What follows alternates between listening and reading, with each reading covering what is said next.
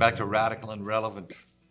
Why do we call it that? Because the Gospels are radical, right? They want to turn your life upside down, which as it turns out will be right side up. But really, Jesus wants to turn our lives upside down. That's what Jesus did. When he was alive, that's what he did. That's what he's been doing ever since for anyone who would let him. And so the gospel is radical. And is it 2,000 years old? Yes. Is it ever new? Yes. And so it's ever relevant to our lives. And we could read the same reading every day for our whole lives, and new things would come from it. Why does it change? No. We change. Our ability to see it changes. Our ability to hear it changes. Our ability to live it changes. Today's reading is from the Gospel of John, chapter 6, verses 37 through 40. All that the Father gives me will come to me, and him who comes to me I will not cast out. For I have come down from heaven, not to do my own will, but the will of him who sent me.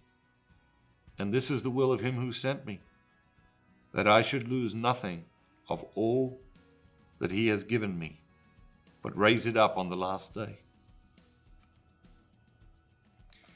What jumps out at you?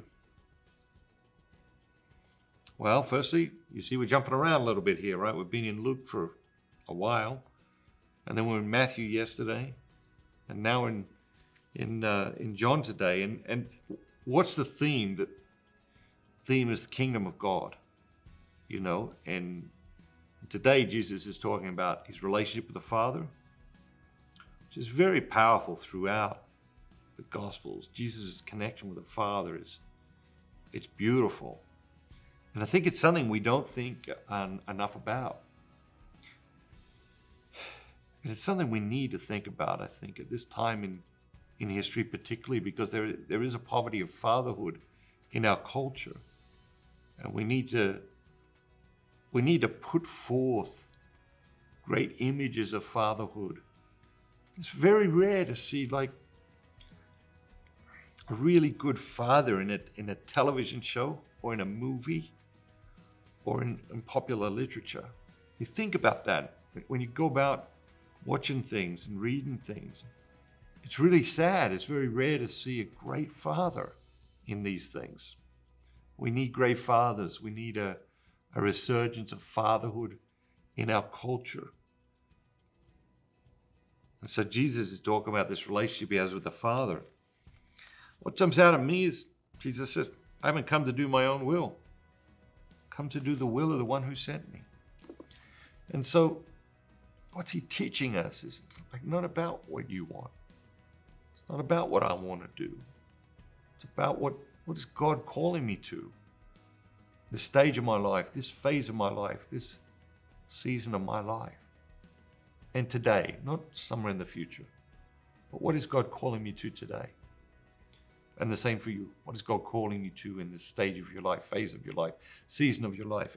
And today, what is God calling you to today? And can you hear the voice of God in your life? Okay, can you hear the voice of God in your life? There's too much noise. He can't get through because there's too much noise. Do we need a little bit more time in the classroom of silence? It's such a short reading today. And then, of course, the reading closes with Jesus not wanting to lose anything or anyone who's entrusted to him. And you have been entrusted to him. And that's a beautiful thing. That's a thing of beauty. Have a great day. Remember, be bold, be Catholic.